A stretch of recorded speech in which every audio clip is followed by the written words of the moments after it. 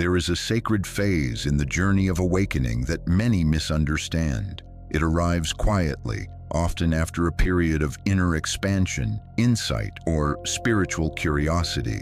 At first, you feel clarity, you feel illumination, but then, unexpectedly, a heaviness may descend. The world begins to feel distant. Activities that once stimulated you lose their flavor. Social interactions become draining. You may withdraw, you may grow quiet, you may even question what is happening to you.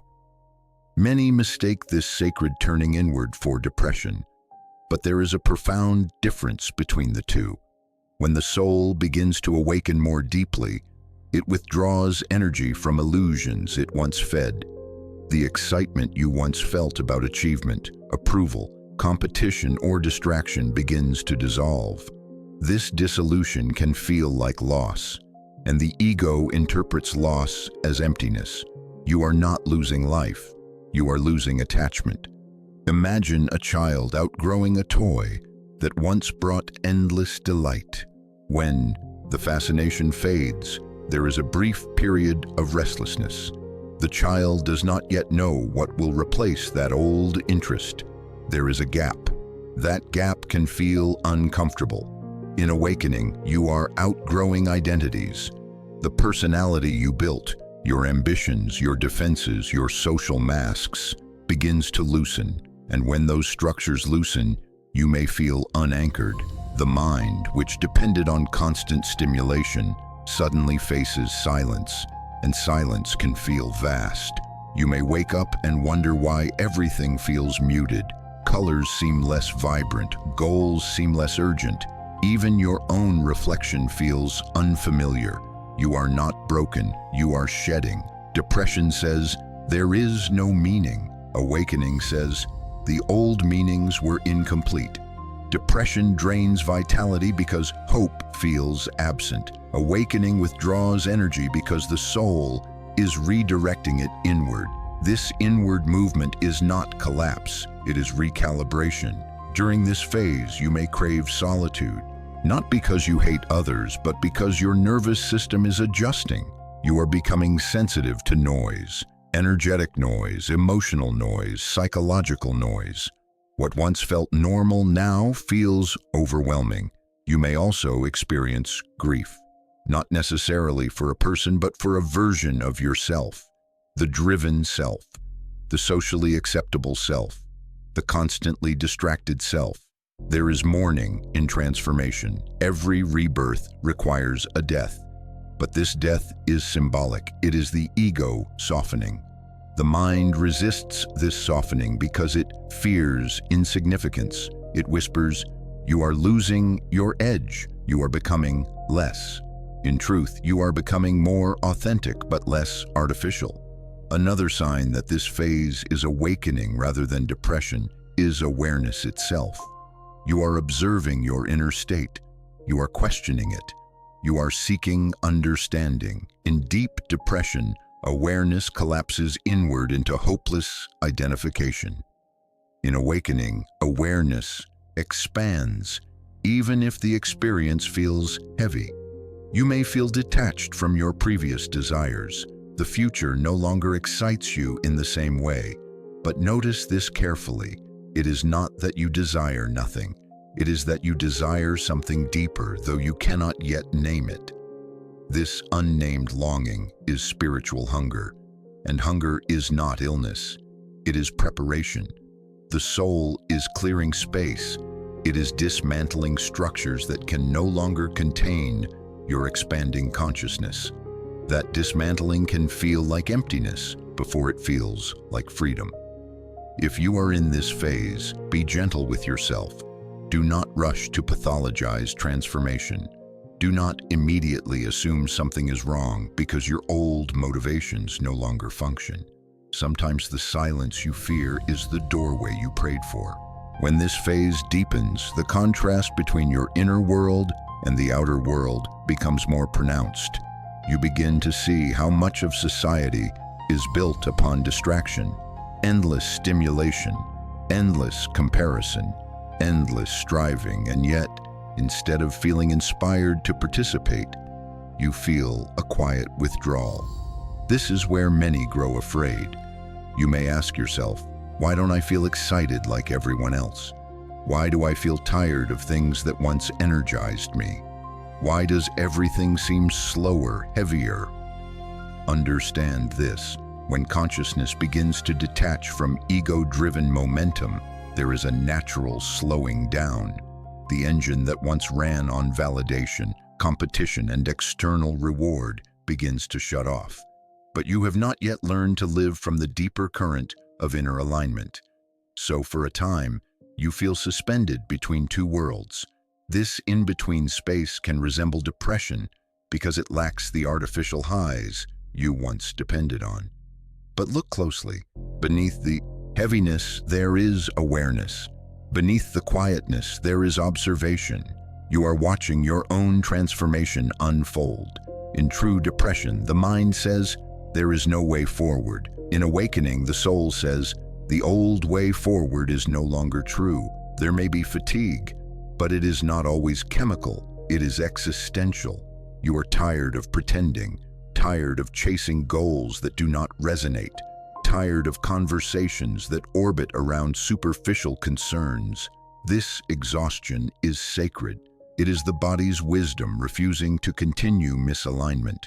You may also notice that your tolerance for inauthenticity decreases dramatically. Situations you once endured now feel unbearable. Relationships built on unconscious patterns begin to strain. You are not becoming intolerant, you are becoming congruent, and congruence demands change. Another misunderstood aspect of this phase is emotional sensitivity.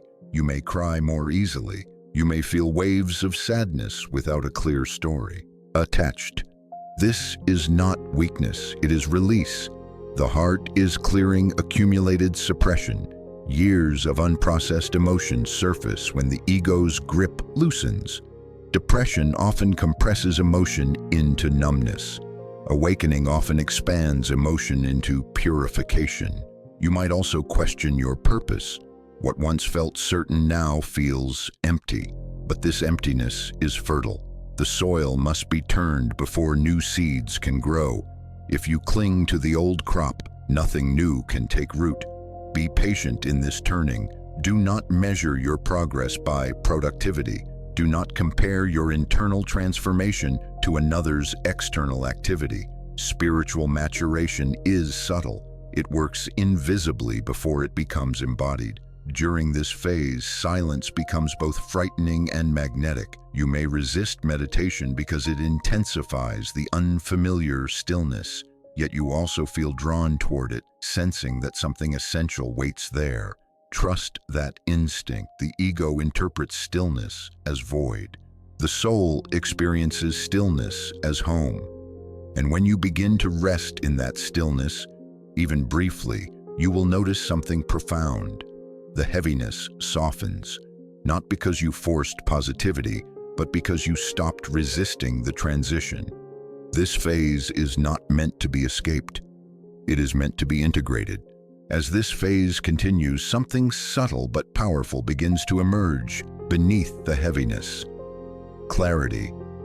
At first, the quiet felt like emptiness.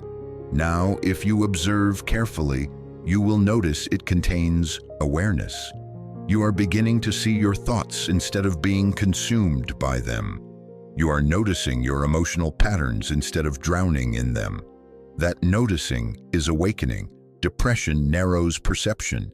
Awakening widens it. You may still feel periods of low energy. You may still feel disconnected from the ambitions that once defined you. But alongside that disconnection, there is discernment. You are starting to recognize what was never truly aligned with your deeper self. This is why the phase feels destabilizing. Your identity was once constructed from roles, career, relationships, achievements, opinions. Now those structures feel fragile. The scaffolding is coming down. And when scaffolding is removed, the building appears exposed for a time.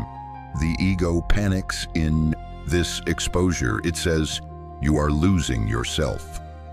But what is truly happening is that you are losing the false self.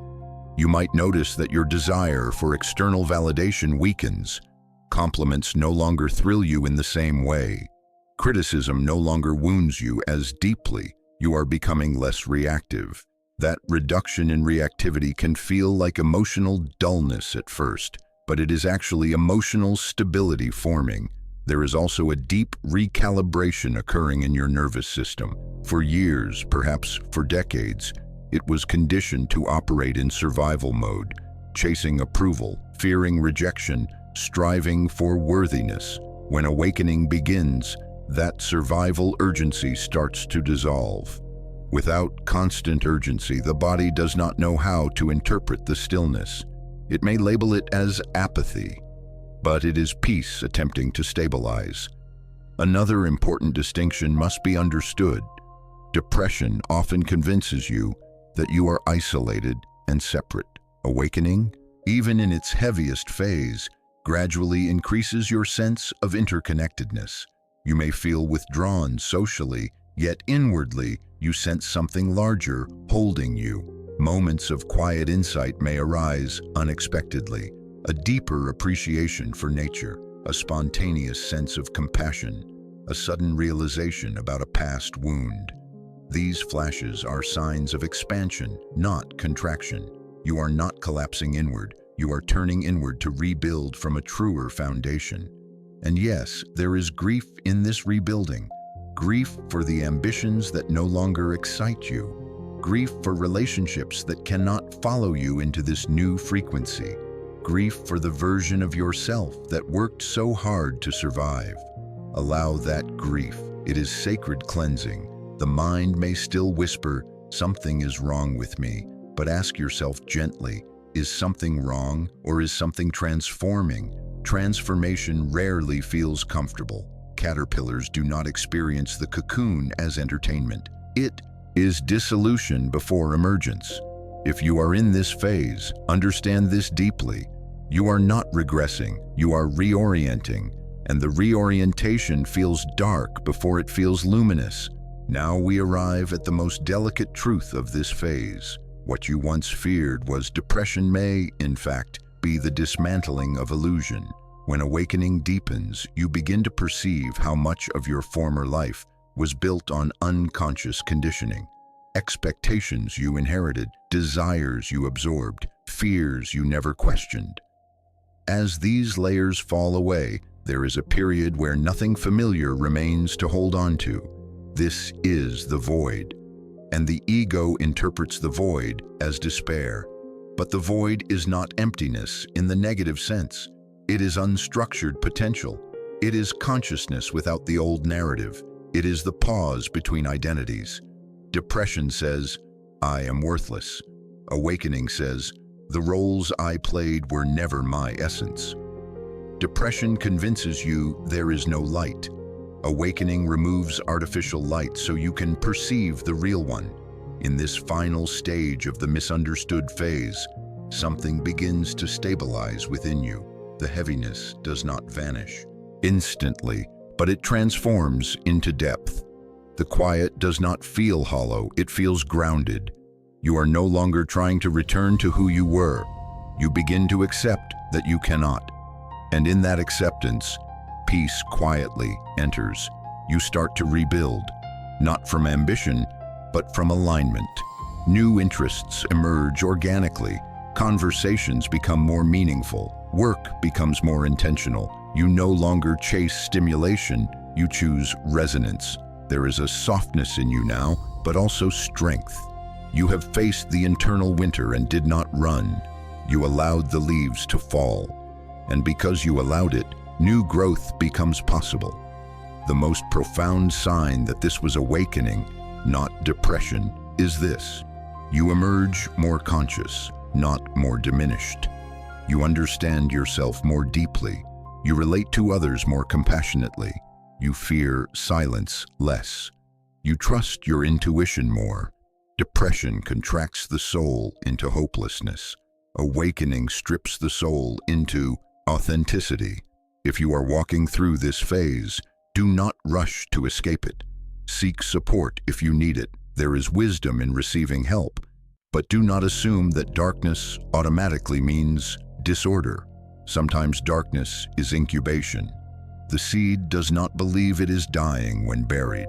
It is preparing to break open, and when it breaks open, it does not return to being a seed. It becomes something entirely new. This is why this awakening phase is so often mistaken for depression, because both involve a descent, but only one leads to expansion. And if you remain patient, conscious, and gentle with yourself, you will discover that what felt like loss was initiation. What felt like emptiness was purification. What felt like ending was becoming.